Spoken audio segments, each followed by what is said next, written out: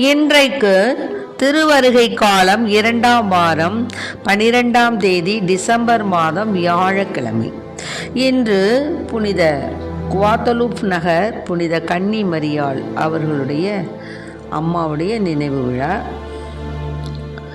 இன்று தேவன் நமக்கு தரும் ஜீவ நீர் ஊற்றான இறை வார்த்தைகள் திருப்பாடல் 145 இறை வார்த்தைகள் 1, 9, 10, 11, 12, 13 முடிய. நாம் அனைவரும் பாட வேண்டிய பதிலுரை பாடல். ஆண்டவர் இரக்கமும் கனிவும் உடையவர், ஆண்டவர் இரக்கமும் கனிவும் உடையவர்.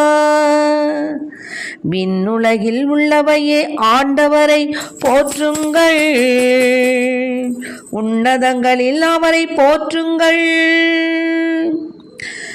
விண்ணுலகில் உள்ளவையே ஆண்டவரை போற்றுங்கள், உன்னதங்களில் அவரை போற்றுங்கள். ஆண்டவர் இரக்கமும் கனிவும் உடையவர்,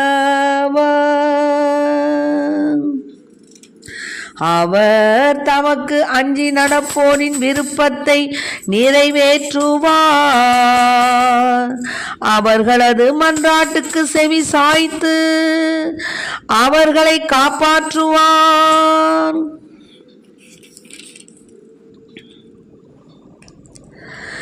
ஆண்டவர் எல்லோருக்கும் நன்மை செய்பவர், தாம் உண்டாக்கிய அனைத்தின் மீதும் இரக்கம் காட்டுபவர். ஆண்டவர் இரக்கமும் கனிவும் உடையவர். ஆண்டவரே, நீர் உருவாக்கி யாவும் உமக்கு நன்றி செலுத்தும். உம்முடைய அன்பர்கள் உம்மை போற்றுவார்கள், அவர்கள் உமது அரசின் மாட்சியை அறிவிப்பார்கள், உமது வல்லமையை பற்றி பேசுவார்கள். ஆண்டவர் இரக்கமும் கனிவும் உடையவர். மானிடர்க்கு உம் வல்லமை செயல்களையும் உமது அரசுக்குரிய மாட்சியின் பேரொளியையும் புலப்படுத்துவார்கள். உமது அரசு எல்லா காலங்களிலும் உள்ள அரசு, உமது ஆளுகை தலைமுறை தலைமுறையாக உள்ளது. ஆண்டவர் தம் வாக்குகள் அனைத்திலும் உண்மையானவர், தம் செயல்கள் அனைத்திலும் தூய்மையானவர். ஆண்டவர் இரக்கமும் கனிவும் உடையவர். ஆண்டவர் இரக்கமும் கனிவும் உடையவர்.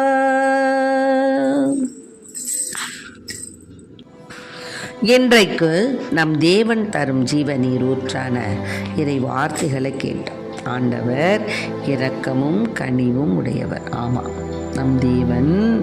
அதனால தான் எசாயா நூலில் 41:13 வார்த்தை, நானே உன் கடவுளாகிய ஆண்டவர், உன் வலக்கையை பற்றி பிடித்து அஞ்சாதே, உனக்கு துணையாய் இருப்பேன் என்று உன்னிடம் சொல்பவரும் நானே.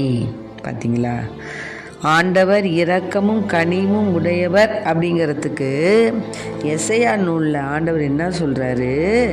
உன் கடவுளாகிய ஆண்டவர் உன் வலக்கையை பற்றி பிடித்து அஞ்சாதே, உனக்கு துணையாயிருப்பேன் என்று உன்னிடம் சொல்பவரும் நானே.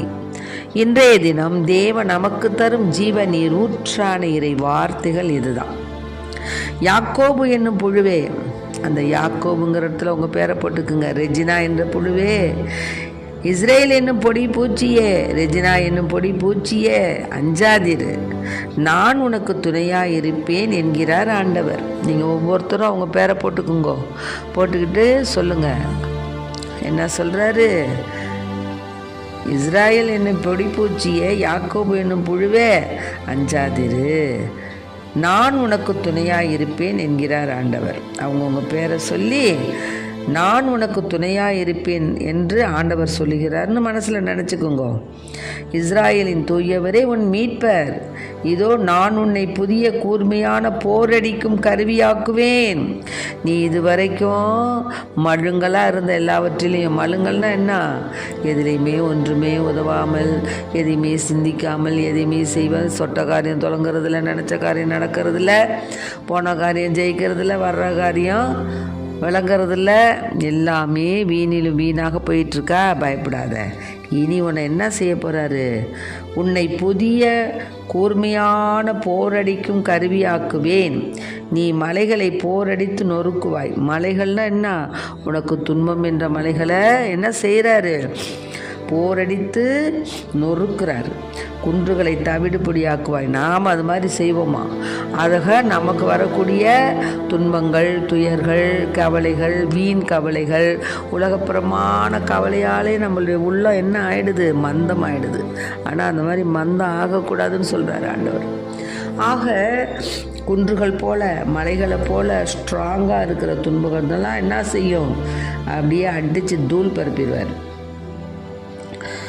அப்புறம் அவற்றை தூற்றுவாய், காற்று அவற்றை வாரி கொண்டு போகும். ஆக நல்ல உனக்கு நெல்மணியாக அப்படியே தூத்துவ.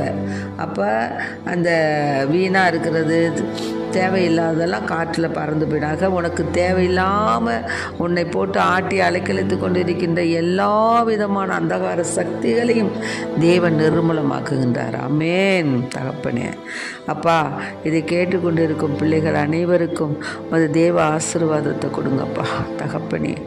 அப்பா, பிள்ளைகள் பலவிதமான கவலைகளாலும், பலவிதமான துக்கங்களாலும், பலவிதமான வெளியில் சொல்ல முடியாத ஏக்கங்கள், ஏமாற்றங்களினாலும் மிகவும் பலம் இழந்து இருக்கிறார்கள் தகப்பனே. அத்தகைய பிள்ளைகளையெல்லாம் நீர் ஆசீர்வதித்து, அஞ்சாதே மகளே, இஸ்ரவேலே, பொடி பூச்சியே, யாக்கோபு என்னும் புழுவே, அஞ்சாதிரு, நான் உனக்கு துணையாக இருக்கிறேன் என்று கூறுகிறீர் ஆண்டவரே.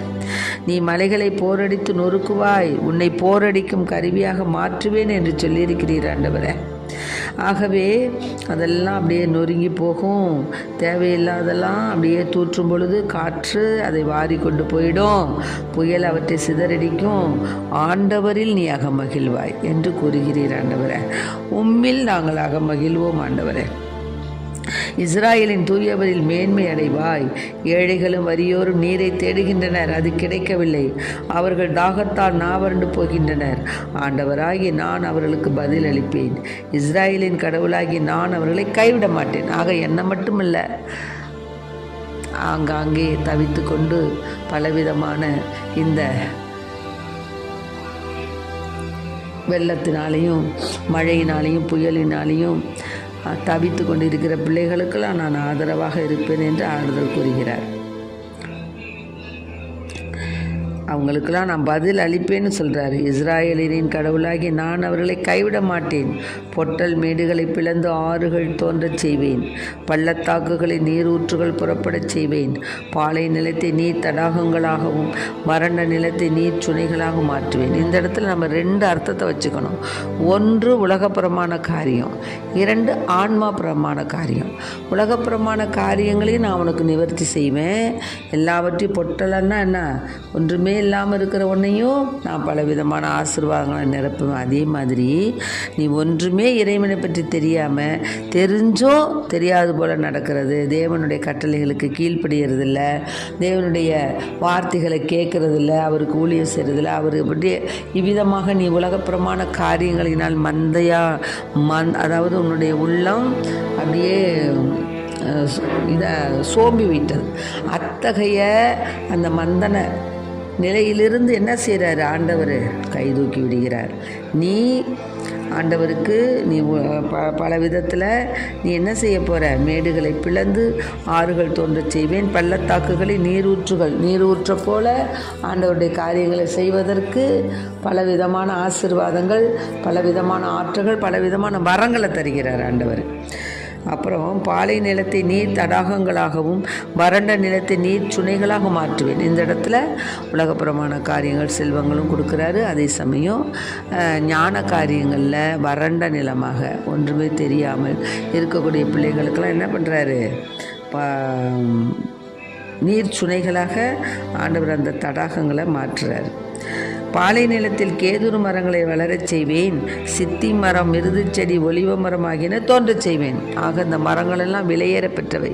இப்போ எப்படி தமிழ்நாட்டில் தேக்கு மரம், சந்தன மரம்லாம் நம்ம மிக உயர்ந்த மரம், நல்ல விலை மரம், அதாவது அது நல்ல விளைச்சலை கொடுக்கும், அதே சமயம் அது நல்ல வருமானத்தை கொடுக்கும். அது மாதிரி இந்த மரங்களைப் போல நல்ல வருமானத்தை கொடுக்கக்கூடிய மரங்கள் போல் உன்னை நான் வளரச் செய்வேன் ஆண்டவர் சொல்கிறார்.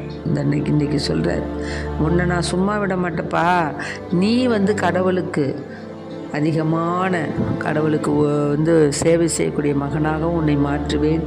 உலகப்புறமான காரியம், உன் குடும்பத்துக்கு தேவையான காரியங்கள், நீ போகக்கூடிய இடம், வரக்கூடிய இடத்துலையும் உனக்கு என்ன தேவையோ அதையும் நானும் செய்வேன் அப்படிங்கிறார். பால் நிலத்தில் தேவதாரு மரங்களையும் புன்னை மரங்களையும் ஊசி இலை மரங்களையும் வைப்பேன்.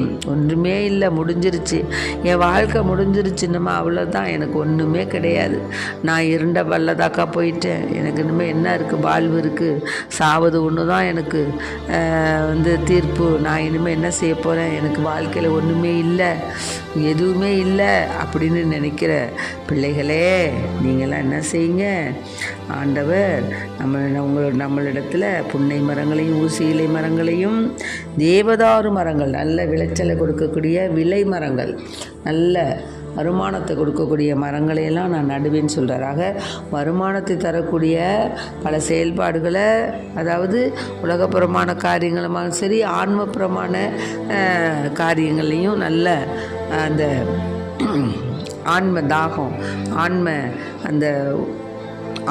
ஆன்மாவினுடைய பற்றுதல், ஆன்ம சிந்தனை, அதற்றை நான் உனக்கு நான் இன்னும் அதிகமாக மாற்றி உன்னை நான் வேறு லெவலுக்கு நான் கொண்டு போகிறேன் அப்படிங்கிறார். ஆகலா ஆண்டவர்த்த மாற்றலால் இதை செய்தார் என்றும் இஸ்ரேலின் தூயவர் அதை படைத்தார் என்றும் மக்கள் கண்டு உணர்ந்து கொள்வார், ஒருங்கே சிந்தித்து புரிந்து கொள்வார். ஆகவே உன்னை வெறுங்கையராக விட மாட்டார், உன்னை பல வழிகளில் உன்னை பயன்படுத்த போகிறார், உன்னை பண்படுத்தி பயன்படுத்த போகிறார். ஆகவே தேவன் உனக்கு குடும்பத்தில் நீ ஒன்றும் இல்லையே நினச்சிருந்தாலும் உனக்கு அருள் செல்வம் பொருட்செல்வத்தை கொடுக்குறாரு. நீ எதுவுமே செய்ய முடியாமல் இருக்கிறன்னு நினைக்கிறியா, ஒன்றுமே இல்லாமல் நினைக்கிறியா, ஒன்றுமே இல்லாதிலிருந்து உருவாக்குனவர் தான் தேவன். ஆகவே நீ நம்பிக்கையை மட்டும் வச்சுக்கோ, நீ நம்பிக்கையோடு ஆண்டவர் மீது நீ இருந்தாய் என்றால் பல அதிசயங்களும் அற்புதங்களும் நிச்சயமாக நடக்கும்.